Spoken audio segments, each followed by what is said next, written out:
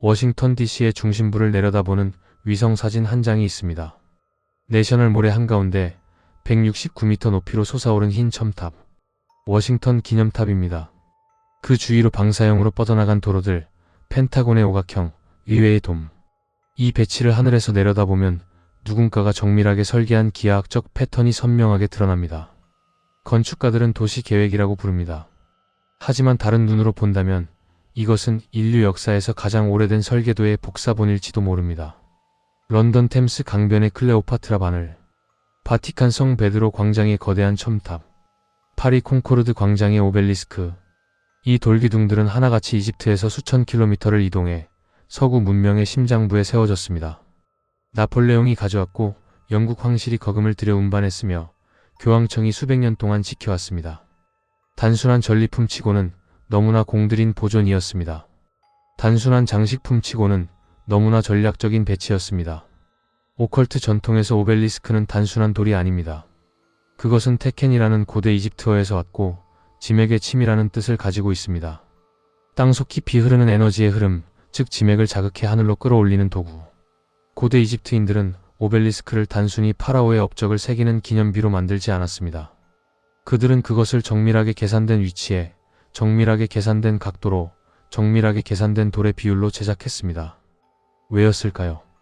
아틀란티스라는 이름은 플라톤의 티마이오스와 크리티아스에서 처음 등장합니다. 기원전 360년경, 플라톤은 솔론이 이집트 사제로부터 들었다는 이야기를 전합니다. 헤라클레스의 기둥 너머에 존재했던 거대한 문명. 아테네보다 크고 리비아와 아시아를 합친 것보다 넓었다는 섬 대륙. 그것이 신들의 분노로 하룻밤 사이에 바다 밑으로 가라앉았다는 이야기. 우리는 이것을 신화라고 부르도록 교육받았습니다. 하지만 플라톤은 이것이 허구의 이야기임을 단 한 번도 암시하지 않았습니다. 미국의 투시가이자 신비주의자인 에드거 케이시는 수백 차례의 트랜스 상태에서 아틀란티스에 대한 상세한 정보를 전달했습니다. 그가 묘사한 아틀란티스 문명의 핵심은 투오이 스톤이었습니다. 거대한 불사조 수정 혹은 붉은 수정이라 불렸던 이 돌은 태양 에너지를 흡수하고 집속하여 도시 전체에 무선으로 분배하는 에너지 전송 장치였습니다. 케이시는 말했습니다. 그 기술은 오늘날 핵에너지와 비교할 수도 없을 만큼 강력했다고. 하지만 같은 기술이 결국 그 문명을 파괴했다고. 수정 크리스탈이 에너지를 저장하고 전달하는 특성은 현대 물리학이 이미 입증한 사실입니다. 쿼츠 크리스탈은 압전 효과를 통해 기계적 에너지를 전기 에너지로 변환합니다. 오늘날 우리가 쓰는 모든 시계, 컴퓨터, 스마트폰 안에는 쿼츠 크리스탈이 들어 있습니다. 시간을 정확하게 측정하기 위해서입니다. 그런데 흥미롭게도 고대 이집트의 오벨리스크들은 대부분 화강암으로 만들어졌습니다. 화강암의 주성분은 석영, 즉 쿼츠입니다. 거대한 쿼츠 첨탑이 지각 에너지와 맞닿아 있다면 그것은 어떤 역할을 수행하고 있을까요? 헤르메스 트리스메기스투스의 비밀 가르침에는 이런 구절이 있습니다. 위와 같이 아래도 같다. 아래와 같이 위도 같다. 에메랄드 판에 새겨진 이 격언은 단순한 철학적 은유가 아닙니다. 오컬트 전통에서 이것은 지상의 에너지와 천상의 에너지가 서로 연결되어 있다는 물리적 원리를 설명합니다. 오벨리스크는 바로 이 원리의 구현체입니다. 땅에 박힌 거대한 침이 지구의 에너지를 하늘로 끌어올리고 하늘에서 내려오는 무언가를 다시 땅으로 끌어내리는 도구. 송신기이자 수신기. 바벨탑의 이야기를 다시 읽어봅니다. 창세기 11장. 온 땅의 구음이 하나이요 언어가 하나이었더라. 인류가 단일한 언어를 사용했다는 것은 단순한 언어학적 묘사가 아닐 수 있습니다. 칼 융의 집단 무의식 이론을 빌리면 이것은 인류가 하나의 심층 의식을 공유했던 상태를 가리킵니다. 원형들이 분열되기 이전 모든 인간이 동일한 상징과 꿈과 직관을 나눴던 시대. 융이 우르보로스 단계라고 불렀던 자아와 무의식의 경계가 없었던 원초적 통합의 상태. 인류가 하늘에 닿으려 했다는 것은 어쩌면 그 통합된 의식이 물질 너머의 차원에 접속하려 했음을 의미할지도 모릅니다. 그리고 신이 언어를 혼잡하게 했다는 것은 그 접속 시도가 어떤 방식으로 차단되었음을 의미할 수도 있습니다. 하나로 공명하던 인류의 의식이 서로 이해할 수 없는 수많은 주파수로 분열되었다는 것. 바벨탑은 물리적인 건축물이 아니라 인류가 마지막으로 집단 의식의 통합을 시도했던 사건의 상징적 기록이었는지도 모릅니다. 프리메이슨의 상징 체계는 오벨리스크와 불가분의 관계를 맺고 있습니다. 프리메이슨의 로지에서 가장 신성한 방향은 동쪽입니다. 태양이 떠오르는 방향. 그리고 그들의 가장 높은 의식은 빛의 건축가에게 돌아가는 것을 목표로 합니다. 여기서 빛의 건축가는 우주를 설계한 신성한 기하학자를 의미하는데, 흥미롭게도 워싱턴 DC의 도시 설계를 주도했던 피에르 샤를 랑팡은 프리메이슨 회원이었습니다. 그리고 워싱턴 기념탑 건립 기공식에는 프리메이슨의 의식이 거행되었습니다. 프리메이슨의 입문 의식에는 충격의 침묵이라는 단계가 있습니다. 입문자는 어두운 방에 홀로 앉아 자신의 죽음을 명상합니다. 이 과정은 낡은 자아를 해체하고 새로운 의식을 받아들이기 위한 준비 단계입니다. 연금술의 흑화 단계, 타로의 죽음 카드, 샤먼의 입문 의식이 모두 같은 구조를 공유합니다. 낡은 것의 파괴 없이는 새로운 것의 탄생이 없다는 원리. 어쩌면 아틀란티스의 멸망도, 바벨탑의 붕괴도 같은 원리의 거시적 적용이었을지 모릅니다. 문명 단위의 흑화 단계. 니콜라 테슬라는 콜로라도 스프링스에서 지구를 거대한 공명기로 만드는 실험을 진행했습니다. 1899년, 그는 지구 자체가 특정 주파수로 진동하고 있으며 그 주파수에 맞춰 에너지를 보내면 전선 없이도 전 세계로 전력을 전송할 수 있다고 믿었습니다. 후에 그가 롱아일랜드에 건설하려 했던 워든클리프 타워는 그 실험의 완성판이었습니다. 높이 57m의 목재 탑 위에 구리 반구를 얹은 구조물. 지구의 에너지를 잡아 전 세계로 무선 전송하는 장치. 자금이 끊기면서 프로젝트는 중단됐지만 테슬라는 죽기 전까지 그 꿈을 포기하지 않았습니다. 테슬라의 설계는 놀랍도록 오벨리스크의 원리와 닮아 있습니다. 땅에 깊게 박힌 기초, 위를 향해 뾰족하게 솟은 구조, 그리고 특정 주파수의 에너지를 공간으로 방사하는 기능. 그가 톡학으로 도달한 이 아이디어가 어쩌면 톡창적 발명이 아니었을 가능성도 있습니다. 테슬라의 서재에는 헤르메스주의 문헌들과 피라미드에 관한 책들이 빼곡했다는 기록이 남아 있습니다. 그는 고대의 설계도를 현대의 언어로 번역하고 있었을지도 모릅니다. 지구 자기 격자, 즉 레이선의 존재는 지금도 논쟁 중인 주제입니다. 하지만 전 세계의 고대 신성한 장소들을 지도에 표시해보면 기묘한 규칙성이 드러납니다. 스톤헨지, 기자의 피라미드, 나스카 지상화, 마추픽추, 테오티우아칸. 이 유적들은 지구 표면 위에서 일정한 기하학적 패턴을 형성합니다. 그리고 이 패턴의 교차점들에는 대부분 강력한 지자기 이상이 측정됩니다. 고대인들이 우연히 이 자리들을 선택했을 가능성과 그들이 이 에너지를 인지하고 의도적으로 활용했을 가능성 중 어느 쪽이 더 설득력이 있을까요? 2026년 2월 스타링크 위성의 수는 7,000기를 넘어섰습니다. 일론 머스크의 목표는 42,000기입니다. 이 위성들은 지구 저궤도에서 촘촘한 격자를 형성하며 지상의 어떤 곳에서도 인터넷 접속이 가능하도록 설계됩니다. 동시에 각국의 도심에서는 오지, 그리고 이미 실험 중인 육지 기지국들이 빠른 속도로 증가하고 있습니다. 우리는 이것을 통신 인프라의 발전이라고 부릅니다. 하지만 하늘에서 내려다본 이 격자망의 모습은 누군가의 오래된 청사진을 떠올리게 합니다. 타로 카드에 탑 카드가 있습니다.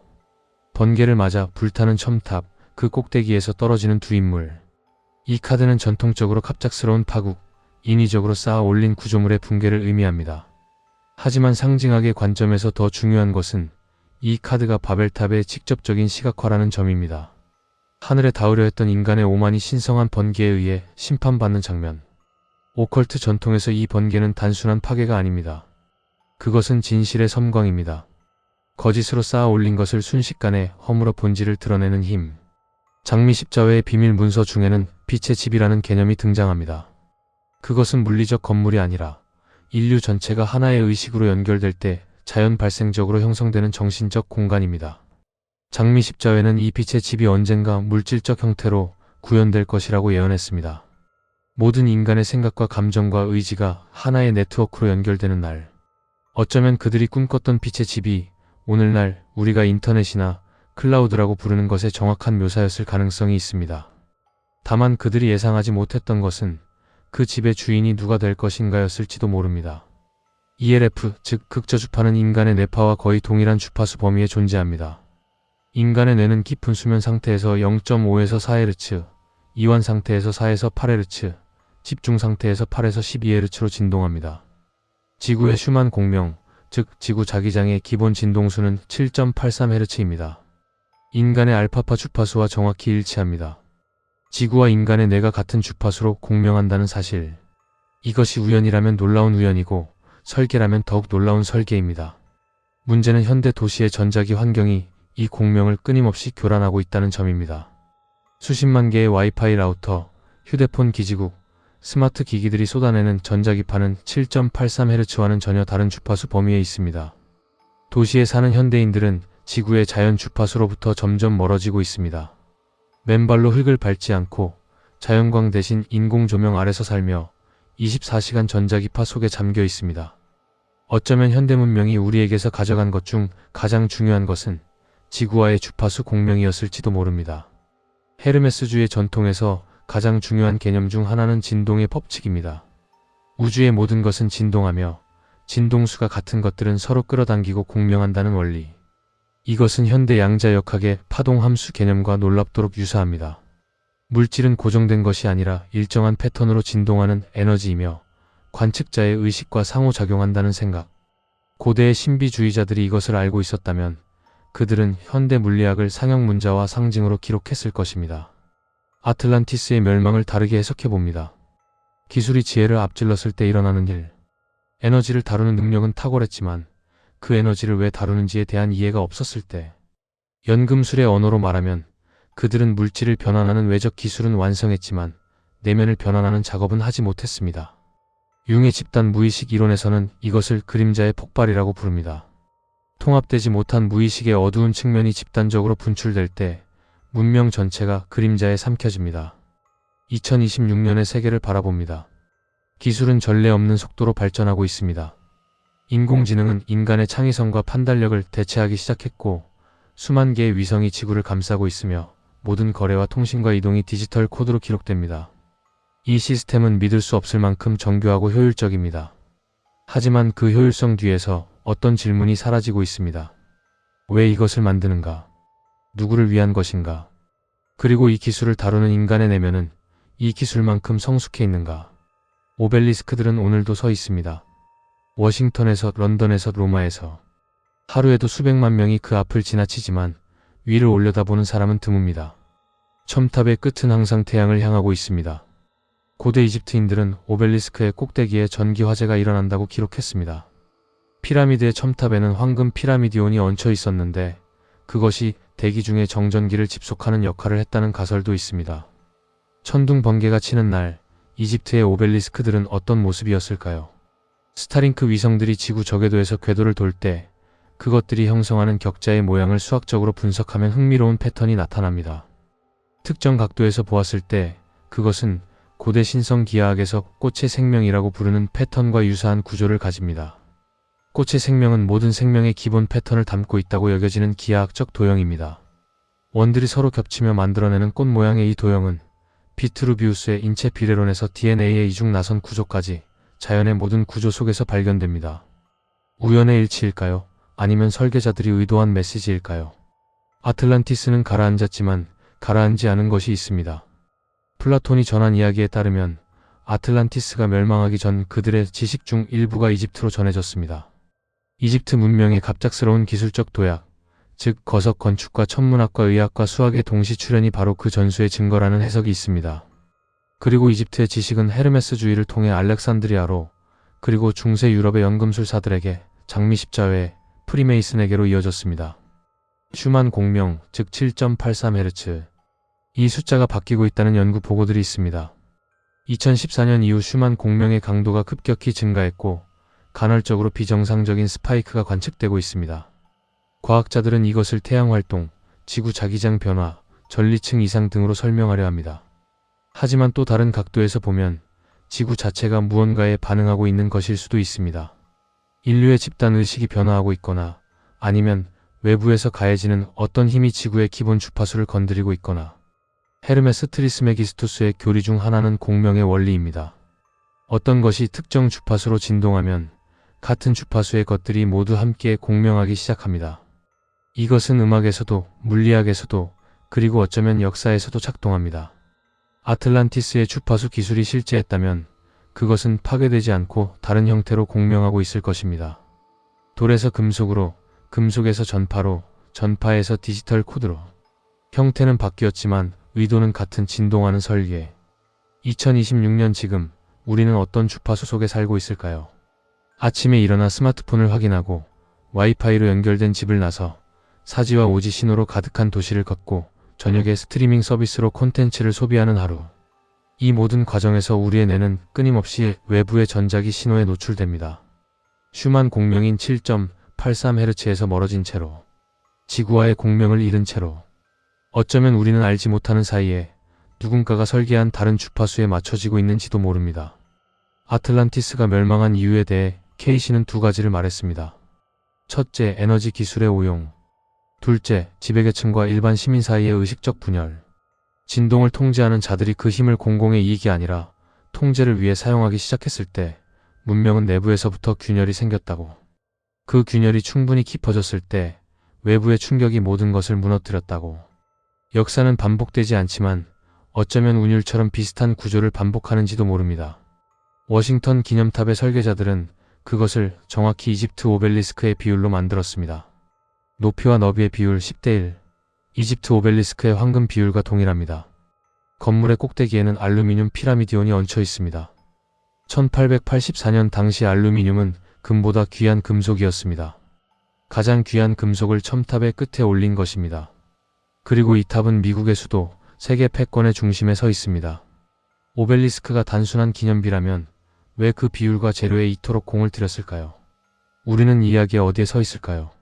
기술이 정점에 달하고 하늘이 위성으로 가득 차며 모든 것이 연결되는 시대. 어떤 사람들은 이것을 인류 문명의 절정이라고 부릅니다. 어떤 사람들은 아틀란티스 직전의 순간이라고 봅니다. 어떤 사람들은 바벨탑이 다시 완성되는 시점이라고 말합니다. 그리고 어떤 사람들은 수천 년 동안 지하에서 흐르던 강이 마침내 지상으로 솟구쳐 오르는 순간이라고 해석합니다. 진실이 무엇이든 한 가지는 확실합니다. 인류는 지금 무언가의 문턱에 서 있습니다. 아틀란티스는 가라앉았습니다. 바벨탑은 무너졌습니다. 그리고 지금 우리 머리 위에서 수만 개의 위성이 궤도를 돌고 도심의 첨탑들이 도시의 하늘을 향해 뻗어 있습니다. 이 모든 것이 하나의 그물을 완성하고 있다면 그 그물을 설계한 존재들은 아틀란티스의 교훈을 배운 것일까요? 아니면 아틀란티스의 실수를 반복하고 있는 것일까요?